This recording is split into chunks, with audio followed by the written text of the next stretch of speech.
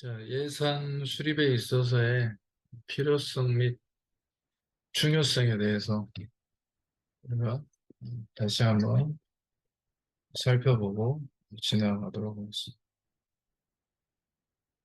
어떤 측면에서 예산 수립이 중요하냐? 첫 번째, 자원의 효율성입니다. 사회복지 예산 수립은 제한된 자원을 효율적으로 분배하는 데 도움을 줍니다. 일단 어, 제한된 자원이 있으면은 그 자원을 어떤 계획하에 우리가 어, 활용할 것인가 하고 계획을 세우는 거죠. 그래서 예산안을 수립하고 실행함으로써 정부와 기타 조직은 사회복지 프로그램에 필요한 자금을 명확하게 할당하고 이를 통해 다양한 사회복지 서비스와 자원을 제공할 수가 있겠습니다. 그래서 예산 수립이 중요하다고 말씀드릴 수가 있겠습니다. 다음 두 번째, 우선순위를 결정할 수 있다는 예산 수립은 사회복지의 우선순위를 부여하는 과정입니다. 예산안을 통해서 사회복지 프로그램의 중요도와 긴급성을 고려하여 자원을 할당할 수 있습니다. 이는 가장 취약한 계층이나 사회적으로 제외된 그룹에 대한 서비스의 제공을 보장하고 사회적 평등과 포용을 실현하기 위해서 취할 수 있도록 돕습니다.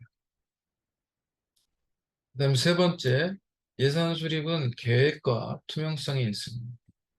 예산 수립은 사회복지 정책과 목표를 계획하는데 도움을 줄 수밖에 없습니다. 예산안은 목표 설정과 그에 따른 성과 특정을 위한 기준을 제공하여서 프로그램의 효과성과 효율성을 평가할 수 있습니다. 또한 예산안은 투명성을 제공하고 사회적 책임을 강조하여 정부와 조직이 예산 사용에 대한 책임을 질 수 있도록 합니다. 그리고 네 번째로 예산 수립은 사회적 안정과 개발에 있습니다. 사회복지 예산 수립은 사회적 안정과 개발을 촉진하는 데 기여합니다.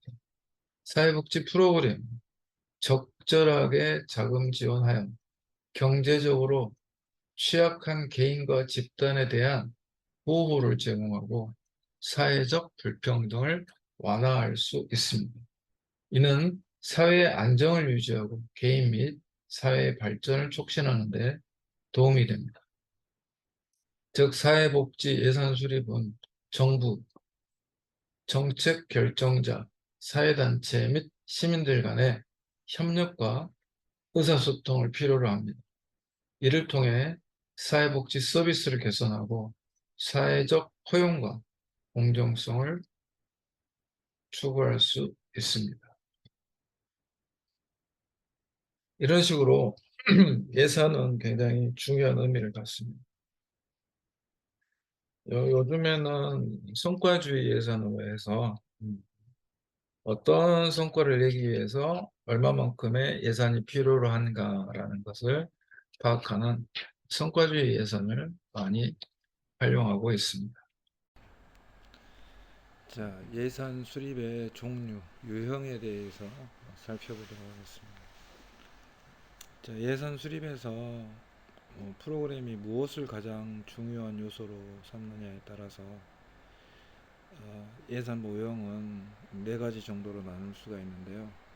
품목별로 예산을 짜느냐, 품목별 예산, 성과별로 예산을 짜느냐, 성과주의 예산, 그리고 계획 예산, 연기준 예산 등이 존재를 합니다. 첫 번째 있는 품목별 예산에 대해서 살펴보겠습니다. 품목별 예산 방식은 가장 오래되고 많이 사용하였던 것으로 그 구체적인 대상 품목은 프로그램의 목표나 이유에 의해서보다는 그 자체의 성격별로 구분을 하는 겁니다.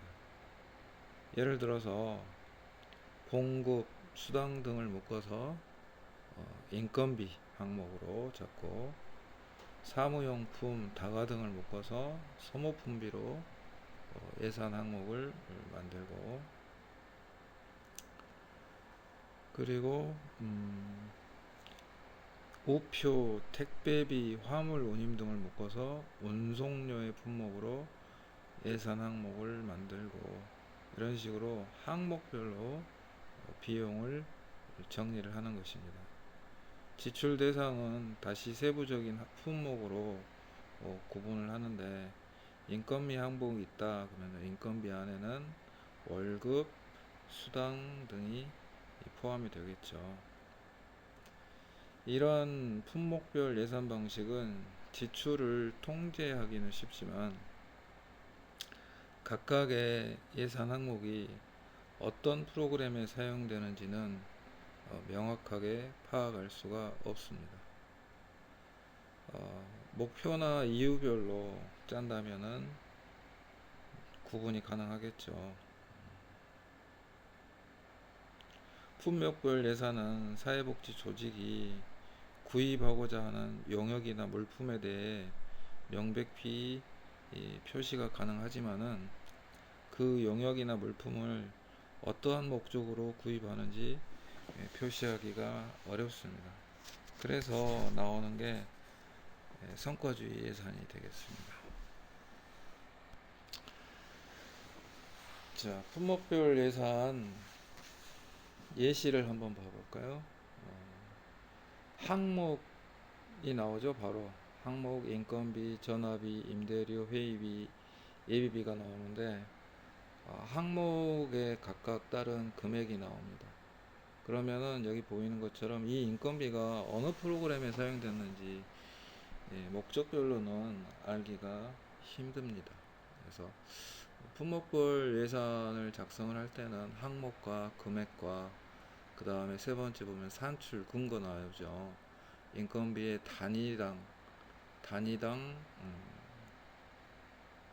금액, 또 몇 명, 며칠 사용을 했느냐, 이런 식으로. 전화비는 3만원 곱하기 3월이면은 한 달에 3만원씩 썼단 소리죠. 임대료는 25만원 곱하기 2회니까 두 달 임대했는데 한 달에 25만원씩. 회의비는 회의 수당해서 5만원씩 6번 나가서 6회 회의를 했다라고 대충 알 수가 있겠죠. 이런 식으로 항목과 금액과 산출 근거가 들어가는 걸 품목별 예산이다라고 여러분들이 알아두시면 좋겠습니다.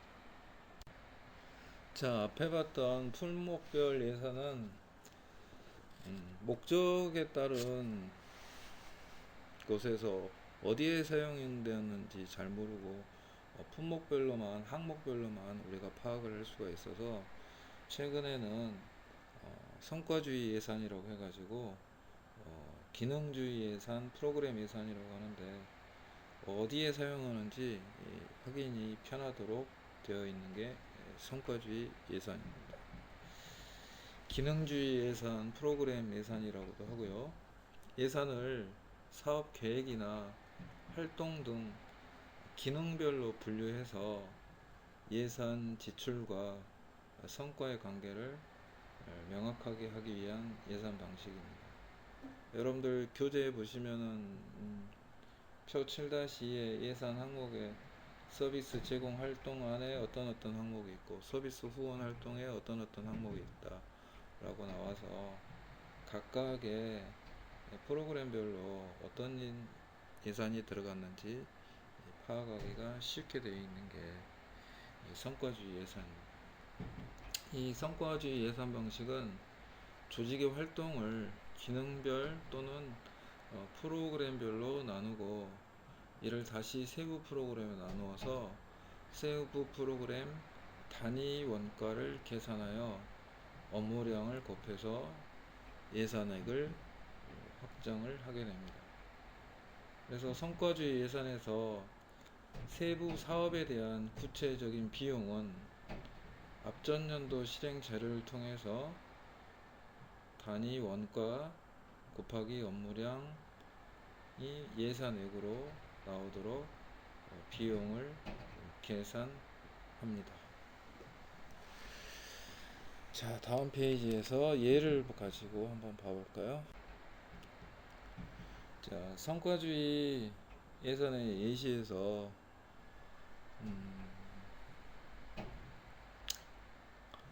여기는 관항목 있죠. 관이 제일 큰 범위이고 그 다음 범위가 항입니다.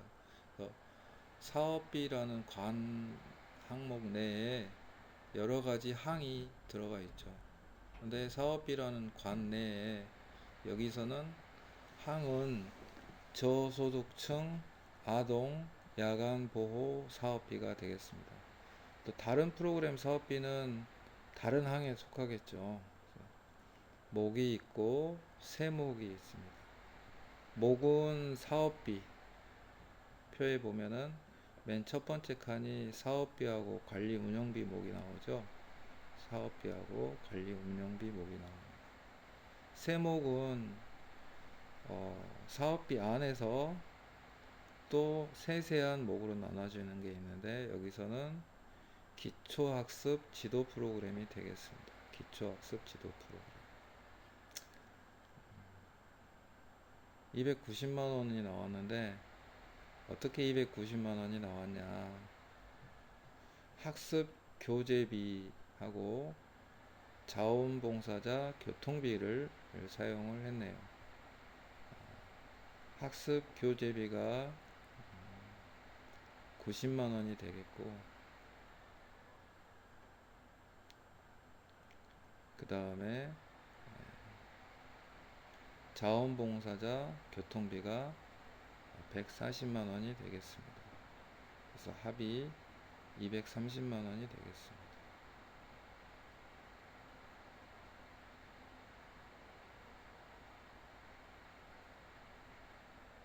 근데 자원봉사자 교통비 안에 보면은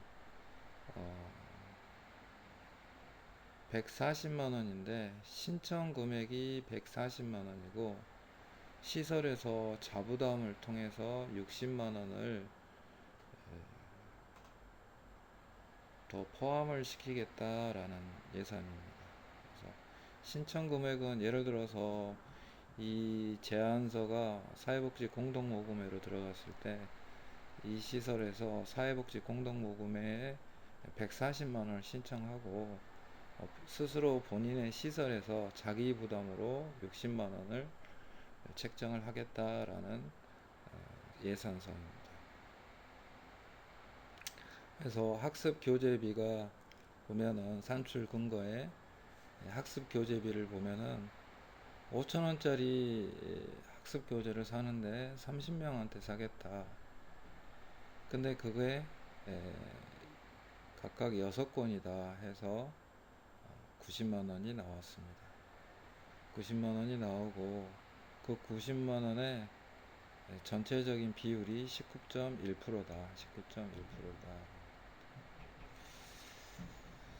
그 다음에 자원봉사자 교통비 산출 근거를 보시면은 5,000원씩 사용을 하겠다. 대학생 2인 기초학습 지도 프로그램에 2명의 자원봉사자 대학생이 투입이 되나 봅니다. 그래서 5,000원씩 2명한테 주겠다. 그리고 월화수목금 주 5회다. 그래서 곱하기 5. 그리고 이 프로그램 기초학습 지도 프로그램 진행되는 기간이 40주이기 때문에 곱하기 40해서 총 200만 원이 나오는데 그 200만 원 중에서 이 시설에서는 신청을 140만 원을 신청을 하고 60만 원은 자부담으로 진행을 하겠다라는 의미가 되겠습니다. 그리고 목의 사업비를 우리가 살펴봤는데요. 세목은 기초학습 지도 프로그램에 290만 원이 들어가겠다. 학습 교재비로 90만 원, 자원봉사자 교통비로 200만 원, 신청은 140만 원, 자부담이 660만 원에서 200만 원이 되죠. 그 기초학습 지도 프로그램은 290만 원을 신청을 하겠다라는 예산서고요. 목 안에 사업비를 지금까지 봤고요. 그 맨 아래 보면은 목 안에 관리 운영비가 있죠. 관리 운영비라는 목 안에 세목이 두 개가 있죠. 여기서 관리 운영비에 포함되는 세목은 야간 난방비라는 세목하고 전기료라는 세목이 있습니다. 그래서 야간 난방비를 90만 원을 책정을 했네요. 전기료도 90만 원을 책정해서 관리 운영비의 총계는 180만 원을 신청한 게 되겠습니다. 그런데 야간 난방비의 산출 근거는 1월부터 3월까지, 10월부터 12월까지 해서 동계만 사용을 하기 때문에 월 15만 원씩 6개월 동안 90만 원이 소요가 되겠다라는 의미가 되겠고요. 그 뒤로 쭉 가보면은 신청 금액은 신청을 하지 않고 이 야간 난방비는 자부담으로 하겠다 해서 90만 원을 자체 예산으로 자기 부담으로 예산을 책정을 했습니다. 그리고 전기료도 90만 원이 나왔는데요. 야간 전기료 95만 원 곱하기 12개월. 밤에 사용하는 야간 전기료 5만 원 곱하기 12개월. 냉방비는 여름이죠. 10만 원 곱하기 3개월 해서 총 90만 원이 신청을 했습니다. 그래서 신청 금액에 전기료는 포함을 하고 야간 난방비는 자부담 스스로 부담을 하겠다라고 90만 원이 책정이 돼서 전체 사업비하고 관리 운영비의 총계가 사업비 총계 290만 원, 관리 운영비 총계 180만 원 해서 합의 맨 위에 보면 총계가 470만 원이 나왔죠. 그래서 470만 원을 사업 저소득층 아동 야간 보호의 예산으로 책정을 한 제안서가 되겠습니다. 그리고 뒤에 예산 조달 계획을 보면은 예산 조달 계획에는 신청 금액하고 자부담이 나오는데 신청 금액은 470만원, 총 470만원 중에서 320만원을 신청을 하겠다. 68.1%를 신청을 하겠다라는 거고 470만원 중에 150만원은 자체 부담을 예산을 조달하겠다 해서 150만원은 470만원에 대해서 31.9%가 되겠습니다. 이런 방식으로 성과주의 예산을 우리가 짜서 사용을 하면은 기능별로 프로그램별로 기초학습 지도 프로그램에는 290만원이 들어가는구나, 또 관리 운영비 야간 난방비에는 90만원, 전기료에는 90만원이 드는구나 라는 식으로 기능별 또는 프로그램별로 우리가 파악이 가능하게 되는 것을 성과주의 예산을 짠다라고 여러분들이 이해를 하셨으면 합니다. 예산 수립 과정에 대해서 살펴보겠습니다. 프로그램 예산안은 기관의 특성이나 클라이언트의 욕구 또한 기금 제공자의 요구에 따라서 다양하게 만들어질 수 있으나 일반적으로는 PPT에 나온 것처럼 4가지 요소들로 구성이 됩니다.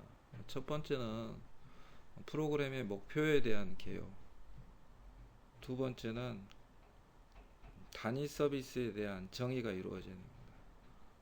세 번째는 대상자 집단 및 서비스 활용 수준에 관한 추정치가 정해져야 됩니다. 프로그램을 실행을 위해서 소요되는 비용이 얼마인지 본 예산에서 정말 적절히 잘 사용할 수 있는지에 대한 검토가 이루어져야 된다는 것입니다. 기관의 특성은 기관이 돈이 많을 수도 있고 돈이 적을 수도 있죠. 그런 예산을 얼마만큼 만들 수 있느냐 하는 그런 기관이 특성이 있을 수가 있고, 클라이언트의 욕구가 많으면은 그만큼 많은 일을 해야 되겠죠. 많은 일을 한다는 것은 그만큼 예산이 많이 포함이 된다는 의미가 되겠고, 또 기금 제공자의 요구가 있을 수가 있습니다. 예를 들어서 국가에서 지원하는 정부 지원금을 줄 때 어떤 제한을 두는 것입니다. 이 금액은 대상자들에게만 사용을 해라. 인건비로 사용할 수 없다. 그런 식으로 제한을 두면은 인건비로는 사용이 안 됩니다. 그리고 또 어떤 사람이 목포과학대학교에 1억을 기부를 했다. 그랬을 때 기금 제공자가 그 1억을 어떤 시설이나 물건 사는 데 쓰지 말고 학생들에게 장학금만 지불해 주세요라고 하면은 그 1억이란 예산을 장학금에만 지불을 해야 되는 거죠. 그런 식으로 기금 제공자의 요구에 따라서 예산 작성이 달라질 수가 있다라는 겁니다. 그래서 프로그램 예산의 구성 요소의 첫 번째 나오는 건 프로그램 목표에 대한 개요인데, 이 목표 설정이 잘 되어 있는지 안 되어 있는지 정확하게 파악을 해야 목표 달성을 위해서 프로그램이 진행이 되는 거고, 목표 달성을 위해서 프로그램이 진행이 되려면은 거기에 맞는 예산을 투입을 해야 되기 때문에 목표에 대한 검토를 다시 한번 해봐야 된다는 의미가 되겠습니다.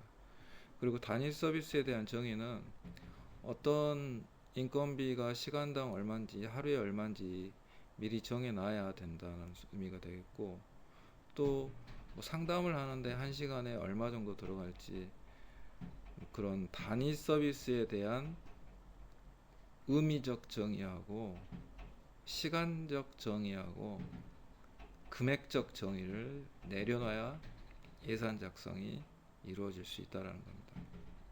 그리고 세 번째, 대상자 집단 및 서비스 활용 수준에 관한 추정치라는 것은 이 서비스의 양이 어느 정도 되는지 측정 가능해야 거기에 대한 예산을 작성할 수가 있다는 의미가 되겠습니다.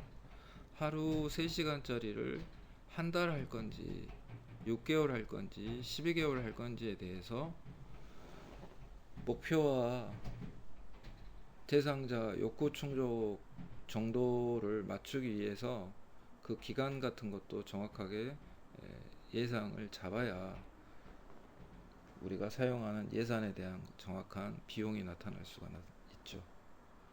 마지막으로 프로그램 실행을 위해서 소요되는 비용을 우리가 예산을 작성을 하게 되는 것입니다. 자, 예산 수립 과정은 보통 4단계로 나눠지는데요. 첫 번째는 프로그램을 목표를 검토를 하는 겁니다. 목표가 적절하게 대상자 및 지역사회 욕구가 제대로 반영됐는지, 목표 설정이 정확하게 돼야 목표 달성을 위한 비용을 추정할 수가 있습니다. 그래서 프로그램 목표에 대한 재검토, 추진하고자 하는 프로그램이 기관의 고유 목표에 부합하는지도 검토를 하고, 대상자 및 지역사회 욕구가 제대로 반영되는지를 검토를 해야 된다는 의미가 되겠습니다. 두 번째는 프로그램 목표 달성을 위해서 어느 정도 비용이 필요로 할지 비용을 추정할 수 있어야 된다 소리입니다. 전체 비용이 어느 정도 필요한지를 검토를 해야 된다. 그리고 그 기관에서 투입할 수 있는 재정적 역량을 어느 정도인지를 검토를 해야 된다. 기관에서 벌어들일 수 있는 투자할 수 있는 자체적으로 할 수 있는 금액이 어느 정도인지 나와야 전체 프로그램에 대한 예산 작성이 이루어질 수 있다는 의미가 되겠습니다. 자, 목표를 검토하고 목표 달성 비용을 추정하고, 그리고 나서 세 번째는 기관의 기대 수입이 예상이 돼야 된다는 소리죠. 정부 보조금을 어느 정도 우리가 획득을 할 수 있을지, 후원금을 어느 정도 받을 수 있을지, 사업을 통해서 어느 정도 수입이 있을지, 이용자 부담금을 어느 정도 책정을 할 수 있을지, 그런 사회복지 기관을 둘러싼 사회, 경제, 정치적인 환경에 대한 분석을 토대로 기대 수입을 추정을 해야 우리가 예산을 작성을 할 수 있다라는 의미가 되겠습니다. 마지막 네 번째는 목표 달성에 필요한 비용과 기대 수입을 비교해야 된다는 겁니다. 대부분은 추정 비용이 기대 수입을 초과하기 때문에 다음의 사항에 대해서 결정을 해야 된다는 의미가 되겠습니다. 첫 번째, 클라이언트 및 지역사회 욕구 중에서 가장 심각한 것은 무엇인가? 왜 가장 심각한 것을 찾아내겠어요? 가장 문제가 되는 거, 대상자들이 가장 필요로 하는 것을 먼저 해결을 해줘야 좋은 프로그램, 꼭 필요한 프로그램이 되겠죠. 그래서 가장 문제점이 있는 곳에 프로그램을 만들어서 그 프로그램을 진행하기 위한 예산이 1번으로 작성이 돼야 된다라는 의미가 되겠습니다. 그 다음에 두 번째, 추정 비용을 줄일 수 있는 방법은 무엇이 있는가?